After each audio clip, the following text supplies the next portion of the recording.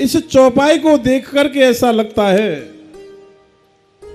देखो ये मानस ऐसा ग्रंथ है, एक बार इस मानस रूपी ग्रंथ में डुबकी ये मन लगा ले, फिर ये मन बिना इसमें डुबकी लगाए रह नहीं सकता है। फिर तो इसे मानस, इस रामचरित मानस की याद आती रहती है, और फिर जहां राम कथा होती है ना वो वहां जाता है। ये आपने जो निर्णय लिया पंचदीप मित्र मंडल वालों ने, भाई सुरेश जी, मदन जी, महावीर जी, मांगी राम जी, केएल गर्ग, जो हैं, अब जो मेरे सामने बैठे उनका ही तो नाम लूंगा, जो छिप करके बैठे क्यों नाम लूं? बोलो जय श्री राम। तो वास्तव में ये निर्णय बहुत अच्छा लिया आपने। हमको आज इस रामचरितमानस की आवश्यकता है, आज इस समाज को इस ग्रंथ की आवश्यकता है। इस ग्रंथ को सच्चे मन से डुबकी लगानी चाहिए। इस ग्रंथ में, ग्रंथ रूपी यह सागर है, इसमें से आप एक गागरी भर के ले आओ। इस रामचरित मानस रूपी सागर में से कुछ गागर भर के, थोड़ा ही चाहे पानी आ जाए उसमें, थोड़ा सा ज्ञान ले लो, वो जीवन धन्य हो जाएगा। अब सत्ता घबरा गई, नारद भी संत है, और भाई अन्ना हजारे भी वह, देखो मैं जानता नहीं उसे, वो मुझे नहीं जानते हैं। यह तो चौपाई वैसे मुझे वो दृष्टांत बन गया, वो एक उदाहरण तौर पर मुझे यहां स्मरण आ गया। कहीं आप ये सोच रहे हो कहीं उसका प्रचार कर रहे हैं, अपन को कोई मतलब नहीं इस बात से। यह तो चौपाई का भाव ऐसा निकला है। तो कामे बोल कीने सनमाना, नारद जी भगवान का ध्यान कर रहे हैं, सत्ता इंद्र की है, इंद्र की सत्ता हिलने लगी, घबरा गया, बोले यह मेरी सत्ता को कहीं छीन न ले। अरे संतों को सत्ता का लोभ नहीं होता है। संत तो सत्ता दूसरे के हाथ में दे देते हैं, संत को सत्ता नहीं चाहिए। आप आगे सुनेंगे भरत का चरित्र। गुरु वशिष्ठ ने कहा था, भरत, हाँ गुरु जी, तुम्हारे पिताजी को वचन बहुत प्रिय थे, इसलिए वचन नहीं तोड़ा उन्होंने, चाहे प्राण गंवा दिए।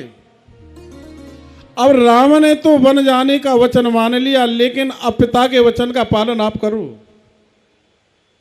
बोले कैसे गुरुजी? बोले तुम्हारे पिता ने तुम्हारे लिए राज तिलक दिया है, आप राज्य को संभालो। ध्यान से सुनेंगे। भरत बोले गुरुदेव क्षमा करना, जो मैं आपके सामने बोल रहा हूं, पिताजी के वचन को आप लोगों ने नहीं माना। बोले क्यों? बोले केके ने पहले वरदान में क्या मांगा था? मेरे लिए राज तिलक मांगा था। बोले हाँ। बोले दूसरे वरदान में भैया राम के लिए वनवास मांगा था, तापस वेश विशेष उदासी, 14 वर्ष राम वनवासी। तो पिता का वचन आपने नहीं निभाया, आप पिता के वचन को का पालन करते, आप मुझे उस समय राजा बना देते। यदि आप मुझे उस समय राजा बना देते तो मैं देखता भैया राम को, भैया लक्ष्मण को, माँ जानकी जी को कौन में वन में भेजता है, मैं देखता ना। पिता का वचन गुरुदेव आप लोगों ने नहीं निभाया।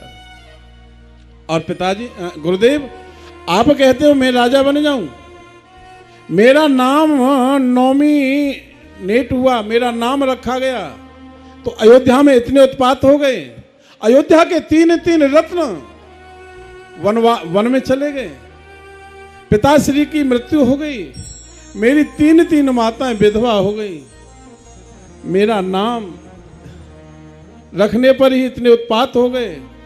और जब ये पापी इस सिंहासन पर जाकर के बैठेगा, न जाने क्या होगा।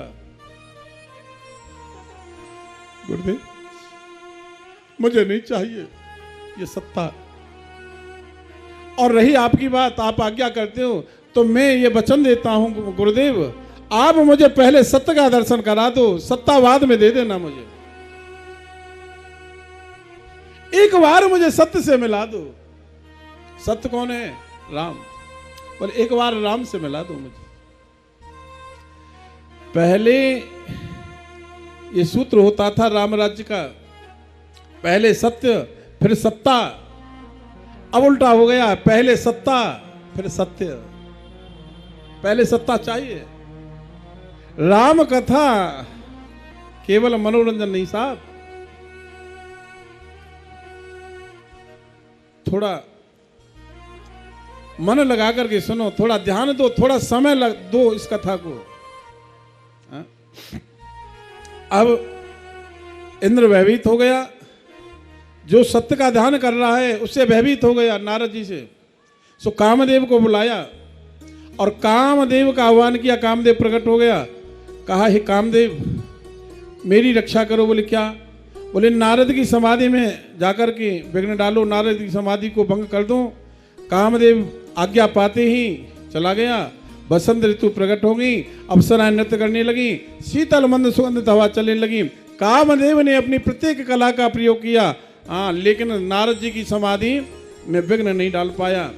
फिर वहाँ बड़ी सुंदर सुंदर अप्सराएं बुलाई और अप्सराएं नृत्य करने लगी हैं, लेकिन फिर भी नारद जी का ध्यान नहीं टूटा। पायल पहने रखी थी, पायल, अब वो पायल रुनझुन रुनझुन, हाँ, वो आवाज करती हैं, थिरकती हैं नृत्य करते करते, लेकिन फिर भी वह ध्यान नहीं तोड़ पाई। फिर वो चूड़ी पहने रखी हैं, वो ऐसे बजा रही हैं कि शायद अब सुन लीजिए बाबा जी दाढ़ी वालो, हाँ, फिर भी उनका ध्यान नहीं टूटा। अप्सराएं बोली तो एक काम करो, नृत्य न सुनो तो गीत गाओ। फिर अप्सराओं ने सुंदर मीठी वाणी में गीत गाना प्रारंभ किया और नृत्य करना शुरू कर दिया। अरे बाबा, अरे नारद बाबा ने नेत्र खोलो, देखो कहाँ है रे, तुम्हारे सामने फिल्म चल रही है, बड़ी सुंदर फिल्म है। और अप्सराएं कहने लगी, मुनि बाबा पलक दो खोल, रस की बूंदें पड़ी। मुनि बाबा पलक दो खोल, रस की बूंदें पड़ी। बूंदें पड़ी बाबा, बूंदें पड़ी, बूंदें पड़ी ओ बाबा, बूंदें पड़ी। मुनि बाबा पलक दो खोल, रस की बूंदें पड़ी। मुनि बाबा पलक दो खोल, रस की बूंदें पड़ी। जय हो, हरि बोल। ओ बाबा, पलक उठा के देखियो तेरे सामने क्या हो रहा है। अप्सरा गा रही है।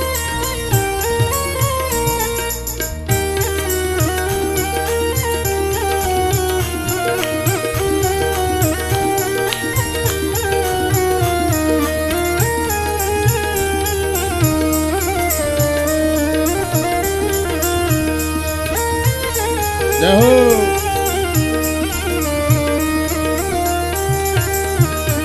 अरे जो मुनि बाबा पलक नाए खोलो, जो मुनि बाबा पलक नाए खोलो, हम भी मरे विष घोल, रस की बूंदें पड़ी। नारद बाबा पलक दो खोल, रस की बूंदें पड़ी। इंद्रलोक से आई अप्सरा, इंद्रलोक से आई अप्सरा, वन में करत किलोल, रस की बूंदें पड़ी। मुनि बाबा पलक दो खोल, रस की बूंदें पड़ी। जय हो। ओ बाबा देखियो,